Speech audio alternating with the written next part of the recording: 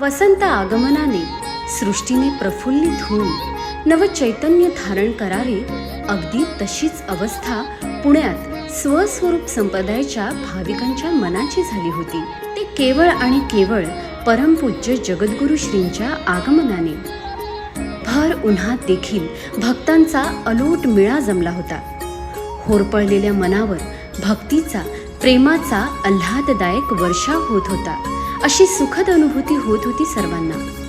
आपल्या लाडक्या भक्तगणांच्या हृदयावर राज्य करणाऱ्या अनंत श्री विभूषित जगद्गुरु रामानंदाचार्य श्री स्वामी नरेंद्राचार्यजी महाराज यांच्या समस्य मार्गदर्शन व दर्शन सोहळ्याचे आयोजन दिनांक 2 व 3 एप्रिल 2024 रोजी रांजणगाव, पश्चिम महाराष्ट्र, पुणे येथे केले होते.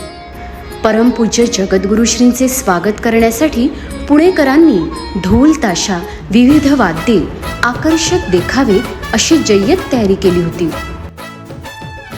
सुवासिनींनी औक्षण करून परमपूज्य जगद्गुरु माऊलींचे स्वागत केले.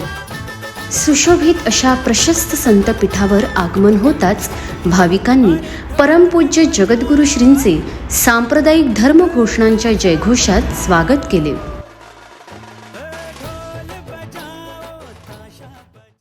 पुरोहितांच्या उपस्थितीत सर्वांच्या वतीने यजमानांनी परमपूज्य जगद्गुरु श्रींचे पाद्यपूजन केले.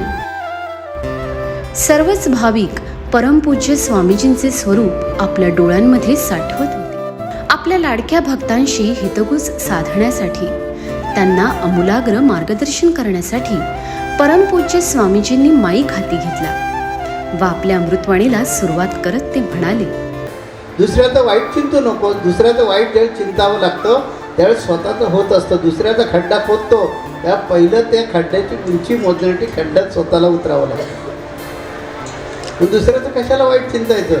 दुसऱ्याचं वाईट मी करणारच नाही असा मनात विचार येऊ लागला की समजून जायचं रजोगुण तमोगुण कमी झाला. रजतम सत्व आहे ज्याच्या अंगी, याच गुणी जगी वाया गेला. हे मी नाही म्हणत आहे, इथले देऊळचे आमचे जगद्गुरु तुकोबाराय म्हणतात. त्यांनी सांगितलेलं आहे की हे 3 गुण आपल्याला फुकट घालवतात. त्या 3 गुणांपासून जर मुक्ती हवी असेल तर मग तुम्ही आपलं सद्गुरूंना शोधा. मग ते तुम्हाला 3 गुणातून बाहेर घेऊन येते. आणि मग सद्गुरूंकडे आलात ते सद्गुरू सांगतात, सुखाचे ते मुळं पाहिले शोधून, ज्यासी उत्तम गती साधली. प्रवचन संपताच दर्शनासाठी आतुर झालेल्या भाविकांनी तत्काळ शिस्तबद्धपणे दर्शनास आरंभ केला. दुसऱ्या बाजूला समस्य मार्गदर्शनाची रांग सुद्धा परमपूज्य जगद्गुरु श्रींच्या मार्गदर्शनाने अडचणींवर मात करण्याची नव उमेद घेऊन पुढे सरकत होती.